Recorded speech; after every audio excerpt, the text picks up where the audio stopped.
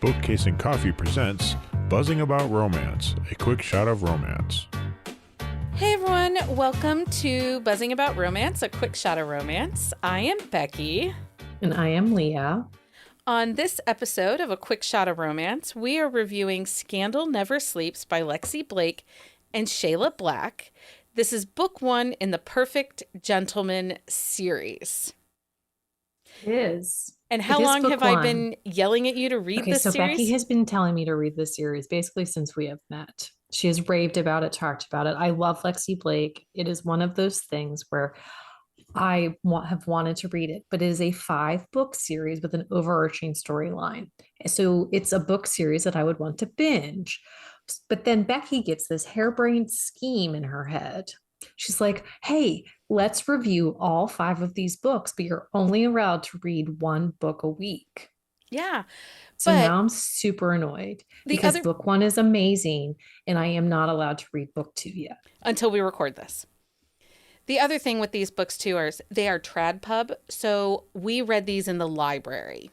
Yes, we did. So that is, and some of them are on and Hoopla. They all have, I was going to say they all have audio also. They all have audiobooks too. So this is a series that if you're going to follow along and read with us, you absolutely are going to want to check out your library or send me an email. We'll see if we have library cards laying around. We are going to spoil these books during the quick shots. So if you don't want to learn things, read the book first before you listen. So this is a 5-book series with an overarching storyline. This review will discuss book 1 only. We will be giving spoilers from book 1 in this review. Mm-hmm. We are recording this before we have read book 2. Or reread in Rebecca's case. Or reread book 2. So you're going to get our real-time feels on just this book and where we think the story is headed. So, I get to say that too? Yeah. I didn't know you were going to let me do that. I will not, because this is a reread of this series for me. But Becky will not ruin book 2 in the book not. 1 episode. I read these books as they were releasing. And boy, did it make me hate wait times at my library. But I have not read these in years. 3 or 4 years at least, maybe 5. I think the last book came out 5 years ago. Okay, so give us the book stats. Okay, so this book, book 1, Scandal Never Sleeps, was released August 18th of 2015. The tropes are billionaire, instant connection. There's a one-night stand. They have like a found family friend group. It is a political romance. It is the Perfect Gentleman series, and it is a series with overarching storylines. So you want to read them in order, I'm assuming. I don't know. You do absolutely need to read these in order. And there is a blog post over on bookcaseandcoffee.com about overarching storylines and kind of break them down and how they work. So you'll want to check out that in our pour over blog posts. Yeah, and it is in third-person point of view, and it is from both characters, so it's third-person multi, and it is the put-out percentage, and if you don't know what the put-out percentage is, because if you are new to us, it is the percentage of the book when there's on-page action between the hero and the heroine, and they put out at 15%, so there's no slow burn here, and they have sex for like a whole weekend, so there's a lot of sex on page at 15%. There's a lot of sex on page. But then they don't do it for a while. I did do the audiobook of this, and it was one narrator, Kalo Griffith. It is a male narrator. He did an amazing job telling the story. Amazing. I have seen where if it's third person, they do lean more towards a single narrator because of the way the story it makes more out. sense, and he does a really great job with it. Mm-hmm. Okay, so let's talk about the prologue that sets up who are the perfect gentlemen. Yeah, so the prologue, they are basically getting like interrogated by the headmaster of their prep school because it's not even the headmaster, he's the counselor. Oh, the counselor, whatever. His role was not important. It was the other things. So they have been at a bar And Gabe, the heroine of this But they're book, in boarding school. These are high school boys in a very prestigious. prestigious boarding school in New England. Yes. Very expensive. So Gabe has sex within a different school's like debate Coach, school coach or teacher. something like Yeah. that. But then Maddox, who is one of the perfect gentlemen, has recorded it and like showed people. And then you have Zach, who is the future president of the United States. And then Roman and Dax and Connor, who's a scholarship kid. And as you read the book, you realize he's going to be a little bit psycho. And I am there for that. And I cannot wait because he is book 2. And I'm still a little salty that Becky made me wait. Okay, so the characters in The Perfect Gentleman there is Maddox. Yes. He is the playboy of the He group. Yes. Oh, yes. Dax, who is disciplined. His father was a naval admiral, and he Yes. himself is a naval officer. Yeah. Then you have Roman, who is the lawyer of the group. He is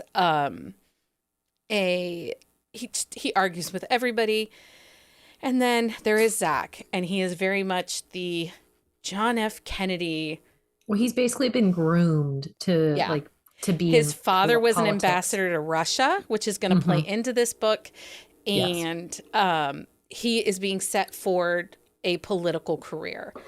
And then there is Connor, who is, we have 2 more. There's Connor, who is the scholarship kid who has. Well, and he's kind of an enigma because they don't really talk about like his background because they even say like we don't know much about Connor like in the prologue. Yeah. So, and then there is Gabe, and this is Gabe's book. So Scandal Never Sleeps is Gabe's book. Yes. And Gabe is the son of a billionaire family that owns an aeronautical plane manufacturing company. Yeah, they make planes and build he builds helicopters and things like that. And starting the book, he has the reputation of being the playboy of Wall Street. Yes. That he is not serious about anybody. He's a different woman on his arm at every chance. He just isn't settling down. So the prologue is them getting in trouble in prep school. You jump forward 20 years and they are Maddox has died in an airplane crash. Yes. And the book opens at his funeral. Yeah. And it is very interesting because these guys have not been in a room together for a while. There's been some falling outs and some hard feelings. There's been some falling outs, but it's also like they're in such different places in their life. Like Zach is the president of the United States. Roman is his chief of staff. And like they're all going in different directions. And it's hard for them to still connect on the same level that they used to, but it's also a case where like when they need each other, like they're there for each other. Yeah. You pick on one and the rest are going to show. Yeah. The opening scenes of this book, though, however, Zach is absent as president of the United States. He is not showing up to the funeral, or so we think. So we think he kind of does what he wants, though. So let's talk about Everly a little bit, our heroine in this book. Okay, so Everly is one of those characters where she's naive without being naive at the same time. Like it's one of those like juxtapositions where like when you first meet her, like you think like she's just really this naive bumpkin in a sense, which I hate that word, but as you learn more about her character and learn more about her, like you realize that's not her at all. She just is not. She was raised by a single dad who was a cop. Yes. She grew up in a small town in upstate New York. She very much was rebellious in her growing up. She's also she's a computer genius. She's a lady hacker. She goes to college, but she gets Maddox finds her and hires her and quickly pushes her up in his family's company as the head of cybersecurity for his entire, because he owns a conglomerate of businesses. And so Everly is now the head of his cybersecurity, and it is rumored that she was also sleeping with Maddox. But they're just friends. Like they spent a ton of time together and they got to know each other. And she is constantly talking about how like they have never slept together. Like they truly just talked and hung out. And then, but nobody really believes her. Nobody believes her. So, also in this story, we learn in the first chapter that Gabe's sister is pregnant with Maddox's baby. Yeah. And he broke her heart And he broke her heart because he broke up with her for no reason. And then that we know of yet. There are all these rumors circulating that he's been having this ongoing affair with an employee who everybody says is Everly, that he's been having this affair with. Well, and also too, like he broke up with her and then he was like seen on the red carpet like a week later with some like statuesque blonde. And so it's like but as the story plays out, like you realize like he's creating this narrative for some reason, but we don't know what it is yet. And I don't know when we're going to find out. And I'm a little bit grumpy about that. But anyway. So let's talk about the romance between these and then we'll spend a couple minutes talking about the suspense element of this book. But so the Gabe chemistry between Gabe and sees Everly. Everly outside of the funeral home. And he was like, hot damn. She is well, like, he gorgeous. calls dibs and then they flirt in the bar at the wake. Oh, he totally calls dibs. Because Dax tries to flirt with her and then he's like dibs. I saw her first. No, he says, I saw her first. And then they explain like how when they were back in their like boarding school, like they called dibs on people. Yeah. And it's funny because when she meets Dax like in person, like for real, he calls her, I saw her first. I saw you first. Or I saw her first. Like, hello, I saw her first. It's nice to meet you. Their chemistry was really good, but there is mistaken identity and a little bit of deception between the two of them. There is, but it doesn't bug me in this case because honestly, like, again, this is where some of her naivete comes in because like if she really paid attention to things around her and like who Maddox like was friends with, she could have figured it out. Yeah, she could have. She didn't. And plus she's a lady hacker. She is. The chemistry between them is great. There's a whole weekend of sexcapades, but also you hate him a little bit, but you love him a little bit because he's a dumbass a couple times because part of the thing is like I think part of Gabe's problem is he has this skewed view of reality.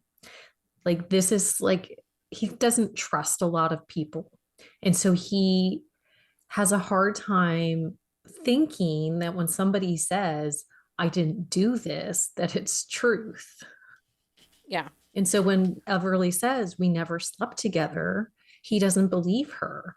And then his sister calls at one point and is flipping out on him. And he takes her side because he needs to like coddle her, which... Well, after their sexapade weekend, he finds out that Everly is the woman he spent the weekend with. He was going to call her though. But not until she walks into his office because he's going to fire her because she was sleeping supposedly with Maddox. And Gabe has inherited all of Maddox's business interest, everything. House, everything. All his money, like literally everything that Maddox had is now Gabe's. And so Gabe's plan is he's going to give it over to his sister for the baby. Like this will all be his sister's future for her child that is Maddox's child. Yeah.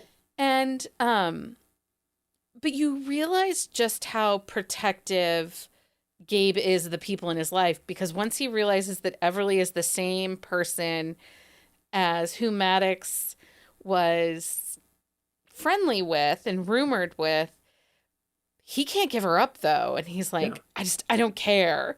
I don't care. And I'm just like, but you do care. But he does care because he makes like little comments and okay, so let's get to the overarching storyline here.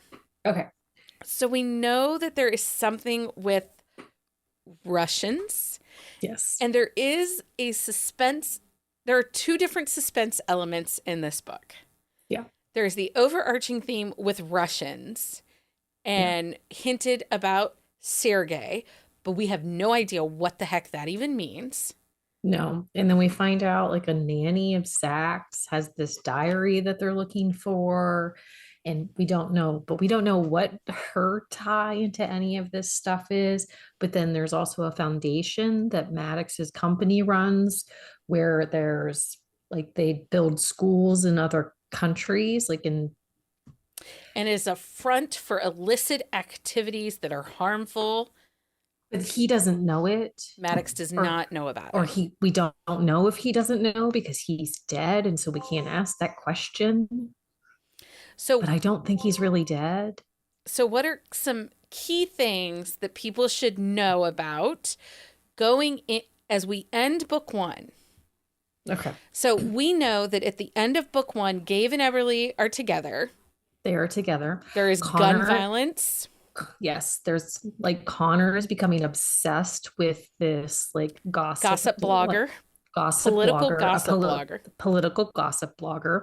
He's becoming obsessed with her. Connor's a little bit psycho, and I cannot wait for that. Like, I need to know more about Connor, which is why I was so grumpy because I bet there's a lot of deception in his book, though. I'm seeing it because when you get to the end of this book, he is not going by his name and he is not being very open. But is he going to kidnap her? I swear he's going to kidnap her. So a couple other things that we should note are Okay, but you keep ignoring me when I ask these Zach- questions. Zach is the president of the United States. He is a widower. Yes, his wife was killed 2 years previously at a function. Days before the election, she is shot and killed at a political rally. Yes. And so there is something with a press secretary named Liz, communications director named Liz, Mhm. and we're not sure what the dynamic is there exactly between There's her and Zach. something. There's some chemistry there. There's some there's flattening of ties and things. And Dax is divorced, Yes. but there is something about his ex-wife that is alluded to in this book, but we don't really get a lot. No, we don't get a lot of anything And then from him. Roman's kind of shady. he is super shady and he's moving a lot of pieces and holding a Well, lot of 'cause- secrets, but we don't And know. there was also a couple of things where they're like talking about like Roman doing things and how he was like hiding Zach. And it's like, why is he doing that? Like, what is going on? But he's being shady AF, people. He is. So, And I don't think Maddox is dead. so the next book, Yes. what is the name of the next book? Seduction and Secrets, I believe. Let me double check. Okay. So the next book is Connor's book. Each book in this series is a different perfect gentleman's story. Seduction in Session. I apologize. Yes, so Seduction it's in Connor and Session. Laura Armstrong is her name, and she is a senator's daughter. You find it out in book one. Because again, people were spoiling the shit out of this. We are spoiling the shit out of this. Okay, so that's all we've got on Scandal Never Sleeps and the Perfect Gentleman series. We answered no questions. We told you all about it. I think this book is phenomenal. And And it holds up really well. It is 2015, and honestly, if it reads like it came out last week. it does. And I will say, too, everybody gives me a hard time about romantic suspense and how I'm We so picky about my romantic suspense. But if you had ever read just a series like this, so you've read book one, and this is romantic suspense, this is the caliber I have in my expectations of romantic suspense. I can see Because why. it's pretty phenomenal. Again, 7-year-old book, and it holds up. It's still a 5-star read. It is a very good read, and it is by two exceptionally well written And lots of authors. sexy time, and the sexy time works. And It does. Well, and it makes sense too. It's not like just thrown in there to throw in there. Like, it is a long book, so that is part of the hang up too, because book one is 392 pages, and I think every book is about 390 some think they are. pages.